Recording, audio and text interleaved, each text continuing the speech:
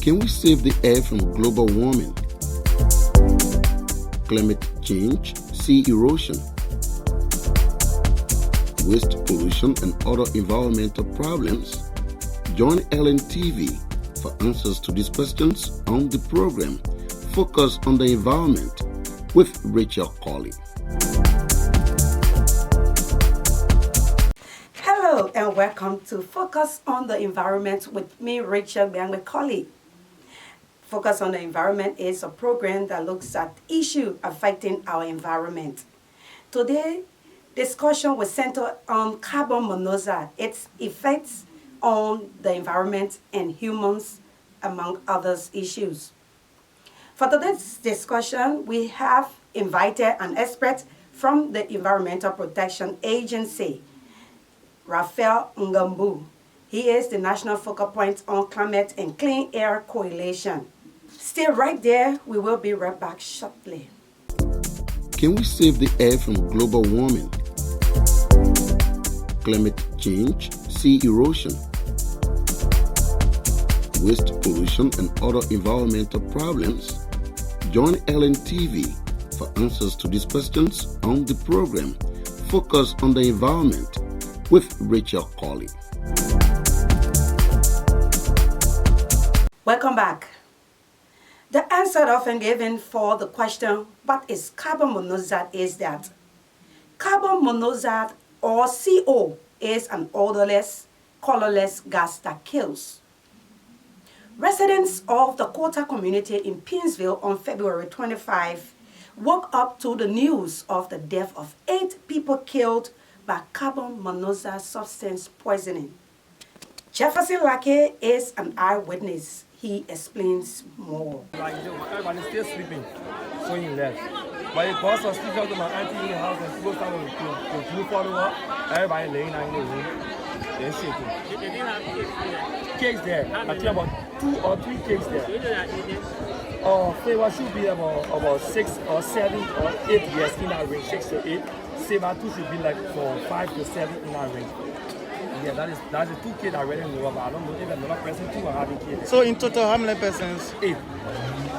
Yeah, 8 persons. Yeah, I live outside. This is our apartment. Our house is for they're renting for us. Did you have people from outside who came yesterday to celebrate with the family? I mean, family relatives who don't live here as well, but they came also. Who are amongst the 8? Yeah, she had her in-laws there too, her husband in the state brothers. Yeah. So, the age of the bride? That was my first time seeing them yesterday, and we didn't interact. Yes. So all of the 8, were they the people that are living downstairs? You know, the people who are living downstairs was Sis Leslie, Favor, Kowu, Saber, and the 4 I know usually live here. But then Sis Leslie mother was here too. So the bottom 3 now, I don't know. How many men and how many females? Maybe if I may be a second, it might be 2 and the female be 6. 6 females? Yeah, all 3 men, 3 men and 5 females. That's the 5 females I call Saber, Kowu, and Sis Leslie, and her mother and Favor. How long have they lived here? Are you aware? Well, they've been here for a very long time, maybe like more than 3 or 4 years. They've been here for a very long time. Did you hear anything like a struggle before? No, we didn't get anything like that. Anything. We didn't get any signs that will say, oh, someone is fighting and we should go there. But usually for me, I always come in once I'm in the middle of the night. Police spokesperson Moses Carter, after medical examinations, confirmed the cause of death.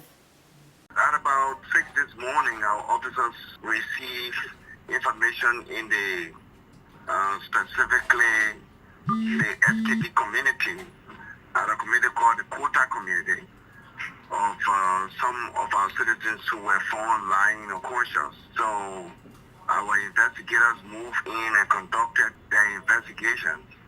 And from all indication, the investigation showed that those persons who were found unconscious were actually as a result of carbon monoxide.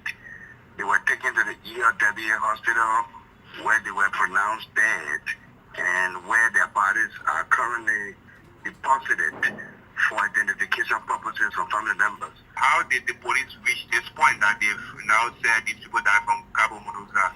Okay, so a thorough examination was conducted and interviews were conducted. The house where the party was held was also assessed, and from our investigator standpoint, given all of what they established, that's why they reached this conclusion of carbon monoxide. We just want to say our condolences to families, friends, and relatives of those of our citizens who lost their lives, in such form and manner. We can only say to them, take heart, and we urge that our citizens can take precaution, especially as it relates to the, smoke disposal from generators. The House Committee Chair on Health, Representative Joseph Sonwabe, speaking on the program Society and You, stressed the danger of carbon monoxide on human beings and the environment. All of them give off this gas which we call carbon monoxide. Carbon dioxide is CO2, but carbon monoxide is CO. Carbon monoxide. Yeah, no 2 on it. Carbon monoxide is a gas that usually its poisoning is like when it is inhaled, it is a colorless, odorless, tasteless gas that when it is produced, no one will really to say you will see it or you will taste it or you will smell it or you will notice it. So it's something that you cannot see. No. You cannot feel. You cannot see, you cannot feel. It's just like the same way oxygen then looking. That you don't see them, you don't feel them, but you feel the impact of them. Is that what the generator puts out? Yes. Carbon monoxide is usually put out by generator through the exhaust.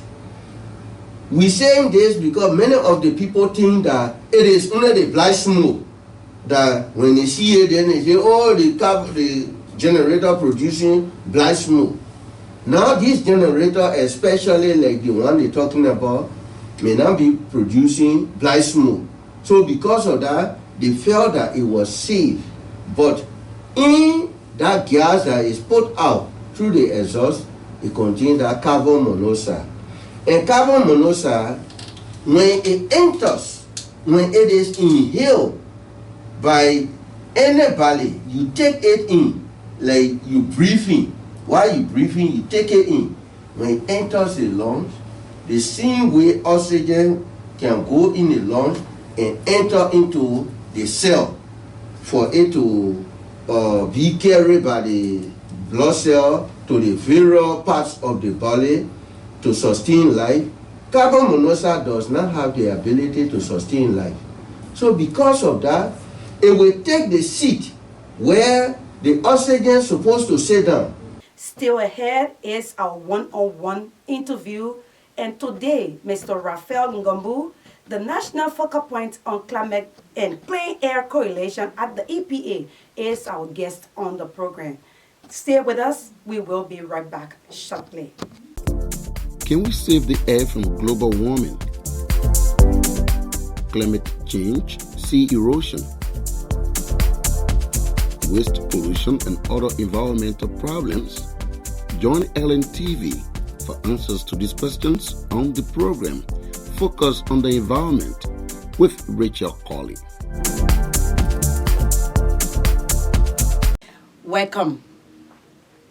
Carbon monoxide has killed many people, with the recent being 8 people of the same family who died on Thursday, February 25, as a result of substance poisoning. Most unfortunately, one of the victims had just graduated from the University of Liberia. What a sad story. We have with us today Mr. Raphael Ngombu, the National Focal Point on Climate and Clean Air Coalition at the EPA. Welcome to the program. Thank you very much. Carbon monoxide, or CO, where is it found? Okay, firstly, we just want to extend our thanks and appreciation to the management of ELBC for affording us the opportunity to discuss aspects of the environment. so as to create awareness to our listening public. Thank you. So- So I asked you the question, this carbon monoxide, where is it found? Okay, first, to understand where carbon monoxide is formed, we first have to understand what is carbon monoxide. Now, carbon monoxide is a colorless, odorless, so it doesn't have color, it doesn't have odor, it can be smelled, and it is formed as a result of a reaction that occurs from burning of fossil fuel. So that could be your diesel at home or petroleum, the gas. So it could also be any organic material that contains carbon in it. So that could be burning a mosquito coil, the burning from the exhaust of a car, etc. Now, two ways burning occur. The first, when a carbon containing material is burned in air, you may be able to form, if the burning process is very complete, we form what is called carbon dioxide and water. That is not as harmful as the key thing on our discussion, carbon monoxide. Now, if the burning process is not all that complete, then we form what is called carbon monoxide, that odorless, colorless gas that comes out in the atmosphere, and then it causes problem that we're here to discuss today. You mentioned about mosquito coil, and this is the most common use, that we found around. In most homes, myself can use it. So tell us a little bit about the carbon monoxide and mosquito coil. Thank you very much. So I think today, firstly, our hearts go out to the bereaved family of the 8 victims. And then since we are discussing, the issue of maybe generator, so I thought that we also create the awareness for other things that we don't see, that carbon monoxide come from. Okay. So for the mosquito coil, the coil contains organic material. So of course, when it contains organic material, one of the key element in it is carbon. So when you burn the mosquito coil and the room is totally enclosed, you seal all vents within the room, the mosquito coil, the burning process is incomplete. So it push out something called carbon. Now, so that burning of carbon produces two things. It could actually be the black smoke you see that contains something we call black carbon or carbon monoxide.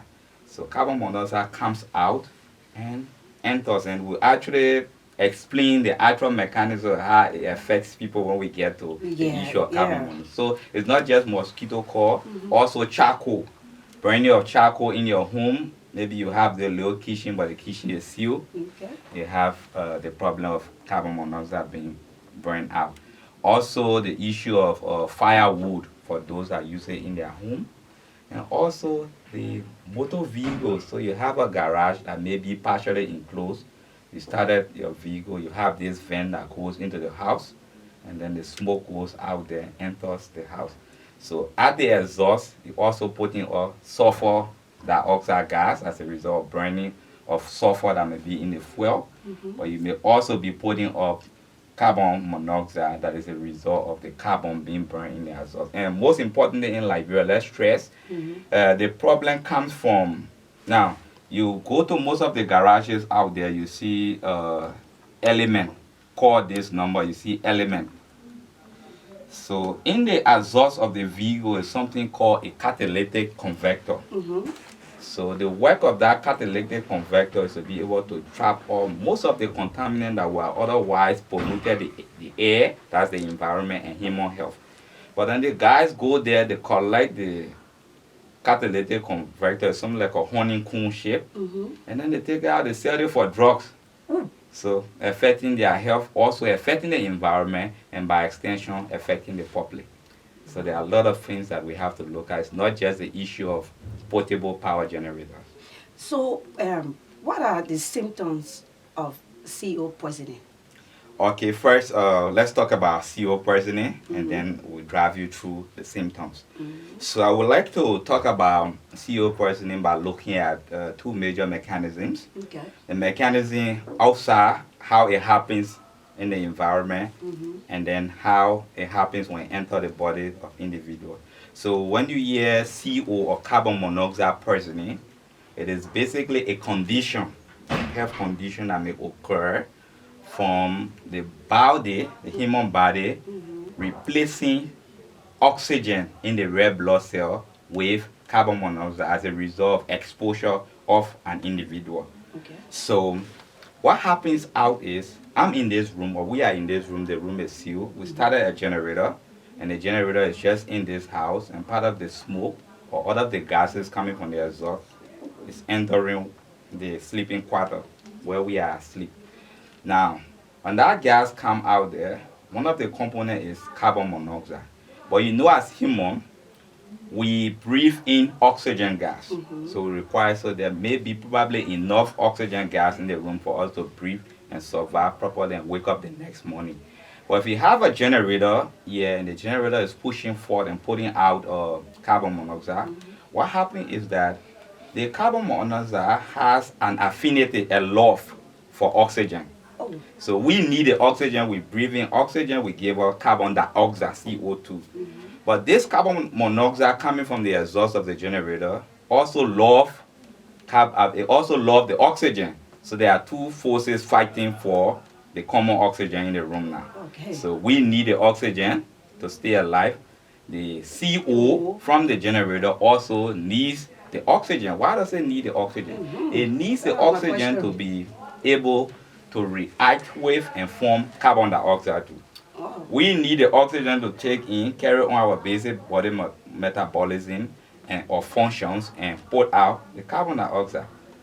The CO needs oxygen to produce carbon dioxide. So you need twice as much more of carbon monoxide to react with oxygen to form the carbon dioxide. So you can see there's a high love of oxygen. So this competition that is occurring in the room reduces the actual ration, the supply of oxygen to the human body, because we have two things now competing for this common oxygen in the room. Okay. So at no point, at little point in time, depending on what we call the exposure duration, the length of time that generator is on and you are asleep, there could be a problem, because all of the existing oxygen you needed will have been taken down by the CO2 through chemical reaction. So yeah, so now that is the oxide part has completed. So reduce our supply of oxygen. Now, why do we need this oxygen so much that we breathe in the human body? Then we'll understand the issue of CO poisoning. Okay. Now, in the body, when we breathe in oxygen, we take the oxygen, the supply of oxygen in the lungs. Now, in the lungs, we have blood vessels, we have blood. So the red blood cell have something in it. It's a kind of molecule called hemoglobin. Yes. So these hemoglobin, they collect the oxygen and serve as binding spots. So there are spaces, serve as binding spot for the oxygen gas. So the oxygen bind on them. And they are mainly conveyors or transporter. So they take the oxygen that is now on the hemoglobin through the red blood cell to other tissues in the human body, so that they can use and perform their function. If it's a function of the brain to think, it does it thinking well, because it has its own supply of oxygen through the transporting factor hemoglobin. Now, when the reverse happens, so once that happens and you have the carbon and the oxygen binding to hemoglobin, it moves to different tissues. What comes back afterward is CO2, carbon dioxide. It comes out, and then we breathe it out through our nasal cavity, the nose. So if the opposite happens, wherein you have to now not take in the supply of oxygen, but there's CO in the atmosphere, the CO, you also breathe that CO in, but it does something different. What happens is that it enters the lungs, goes to the red blood cell, and then it rushes and binds to the hemoglobin. Remember, the hemoglobin is the binding site for oxygen. And numerous studies have shown that the CO it has the propensity of burning 200 times faster than the oxygen will burn. So it burns to the hemoglobin, and now it covers all of the space that the oxygen will have used. So what you have is oxygen that does not have a space to be part of the passenger, that vehicle that is going to other body tissues. You now have the CO have occupied all of the spaces there. So what is now formed is something we call carboxy hemoglobin complex. It's a huge complex that is formed, and then it's transported to the tissues. Wow. But is there a way that we can prevent it? Yeah, prevent it. So we spoke first about the symptoms. Yes. So the symptoms will include headache. So initially, when you feel poison, when the carbon monoxide poisoning occur, then what happens first will be that the individual will start experiencing that kind of flu-like symptom. So not fever, but like flu, you have a common cold. Okay. And then it leads to numbness, it leads to weakness, and then imbalance, confusion, memory loss, and eventually it can be even compounded if the person have underlying health condition, might result to death. But also depends on the dosage, the amount. So if the concentration is too much and you are exposed for a longer duration, maybe 6 to 8 hours, because according to WHO, you should be exposed to not more than 50 parts per million of CO in at the result 8 hours continuous exposure. So if you are exposed for about 6 to 8 hours and above 50 ppm, there is a likelihood that it may lead to fatality. So there are gases. So the CO will have been in the room, but you always find a burning layer of the wall go and attach to the wall for some time. So after war, maybe 6, 7 hours, and now can open the area, so we allow some of the air, fresh air to come in. If you have a screen door, so our people should be advised to have the kind of screen door. But you say because I use a mosquito coil and I open it again, it's possible that the same thing that we're afraid of will come in. So you use your screen door, and some of those air will go out. You have fresh air coming in, and then you can have a restful night so that you can wake up dead. Yeah. Most people trying to use this rubber to light fire. Got this huge black smoke. Thank you. So that's associated with what we call black carbon, but it also has carbon monoxide in it. Okay. So if you burn the rubber, like we say in our expose, when you burn the rubber, they are also organic material. So propylene, propane, and what have you, they contain carbon. That's the chief element. So you burn that, whenever you burn carbon, like incomplete combustion, you always have CO. So CO comes with it. You see inactive smoke. But bulk of the particles you see that are causing that black nature, remember we said CO is colorless. So this one that has a black color, those particles are called black carbon. But they are also harmful. They cause the same effect, same mechanism as in the CO. So it's wrong to burn the plastic. Our people should also be told the preventive mechanism of not having your coke pot lit and then using it in the house while you are there. Our mothers are especially susceptible to that. So now you prepare the children early morning, light the copper. So some of those people who are especially exposed or are high risk to that will be pregnant women. Okay. So you're pregnant, you have to cook. The black carbon inhalation over time in the body will form what we call that carboxy hemoglobin complex. And the bad thing about it doesn't leave the body. So it builds up over time. So it's like someone have 1, then 2, then 3. It builds up with time. So it reaches a level that the body can no longer maintain. It leads to serious health complication. Oh, wow. Yeah. So don't burn the plastic while indoor. Don't cook indoor. Ensure that if you're using your little coke pot, you're using your charcoal as we use, that the doors are always open. Okay. And then, yeah. So earlier you talk about vehicles that they remove certain portion of it and leaving it to smoke and other stuff. You got to tell us more about that. Yeah, so it's something that we have to watch out for, especially vehicle owners. So sometimes you take your vehicle to the repair shop. You don't know, the guys are playing around the exhaust. What they want to remove there is because just small quantity of what they call the element, that's the the cone of the catalytic converter in the vehicle. Small one, they sell it around $50 US, $50 to $75. So you go to a repair shop, took your vehicle there, and then they remove that catalytic converter. So in the end, it promotes a lot of incomplete combustion. So a lot of contaminants now will be coming into the air. So we affect the environment, and we also affect human health, because those catalytic converters, they are there to be able to trap those pollutants that would otherwise come out in the atmosphere and affect the environment and human health. So it's a kind of cone, it's a kind of absorbent bed that traps those contaminants. They are there. So if you remove them, what happens is that you promote that kind of pounding sound in your automobile engine, that we refer to as knocking. You promote knocking, and then you promote incomplete combustion. So you promote sending out very toxic pollutant in the atmosphere, including our corporate CO. So I want you to tell us more about this smoke in the air. How does it affect our environment? I want you to explain more on that. Okay, so we deal with the issue of human health. The CO, the smoke, or those black carbon, they also affect the environment in a way by when they are released, whenever they are released in our own atmosphere.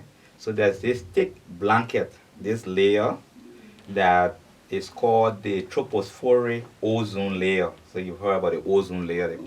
They're talking, oh, the ozone layer will be damaged, but the ozone layer has parts. So it's like this thick blanket. So we see, where we sit, we have the ceiling. So we have this thick blanket called tropospheric ozone that is there. The So purpose is that what of we it, call the sky? it's almost like it's not the cloud, because it's not something that you see, but it's there. It's there. It's a blanket. So now it is in the atmosphere. I mean, it's up there. That tropospheric ozone. It has a function. The function there is to be able to trap ultraviolet radiation, high power heat. That is up there. Are supposed to come and they're directly, just because light. Unlike sound, like I could turn this way and say, Rachel, you stay hearing me. But light, I say, Rachel, you stay hearing me. So it shows that sound does not travel in a straight path, travel in a circular path. When we look at the key message of EPA, the core value there is clean, safe, and health. So we have to keep our area clean. We have to keep the society safe. We have to keep the society healthy. How can we do that? By avoiding this kind of carbon monoxide poisoning phenomena we've talked about, and putting into pragmatism all of the preventive measures we talked about today. So it was a wonderful time. We want to say thank you for having us, Rachel. He's Raphael Gumbo, the National Focal Point on Clean Air and Coalition at the Environmental Protection Agency. He's been our guest, and then providing us some basic information on how to save our environment and our lives. Well, that's how we end the program today. But before we go, this environmental quote by George Bernard Shaw. Progress is impossible without change, and those who cannot change their minds cannot change anything. Thanks for being there. I am Rachel Bangwe-Cody. Goodbye.